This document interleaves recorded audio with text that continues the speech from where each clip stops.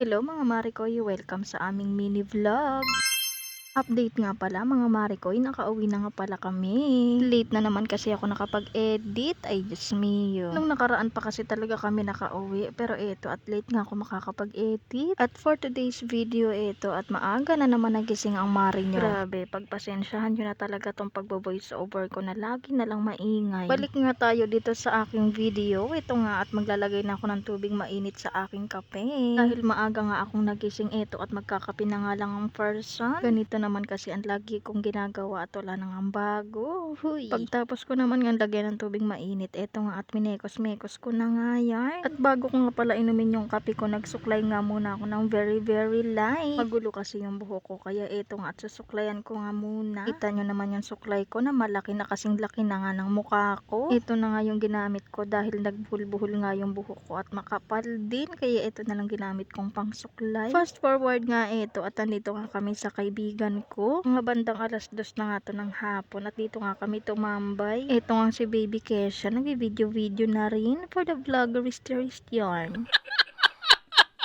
Ito naman si Baby Elise, meron ngang sariling mundo. Ewan ko ba kung anong kinakalikot ng batang to. Pinaliguan ko nga pala muna siya at inayusan bago nga kami magpunta dito. Pero ako hindi na nga naligo. Ay, grabe ba?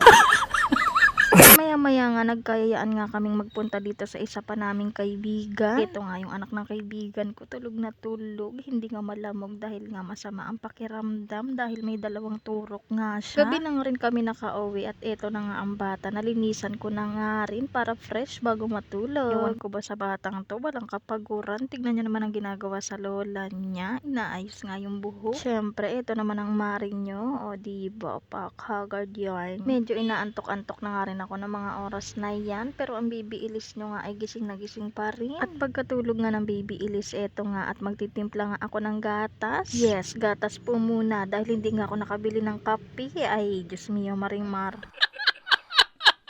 Ito nga at nilalagyan ko na nga ng asukal para nga medyo may tamis-tamis ang ating gatas. Tapos kung ang lagyan ng asukal, ito nga at nilagyan ko na rin ng tubig mainit bago nga ako maggatas. Ito at magmamaganda nga muna ang mari nyo. Huy, ganda-gandahan yan. Grabe, naiinis talaga ako habang nagpo-voice over ako ngayon dahil ay napakaingay. Pero no choice dahil wala naman akong lugar na tahimik. Kaya pagpasensyahan nyo na po yung mga ingay na maririnig nyo. Tapos kung maganda-gandahan ito at ininom ko na nga yung aking gatas, baka lumamig pa. Hindi ko pa nga nakakalahati yung gatas ko. Eto nga si Baby Elise ay nagising at tinatawag nga ako. Kaya nilapitan ko nga muna kahit hindi pa ako tapos maggatas. Pinadede ko na muna siya.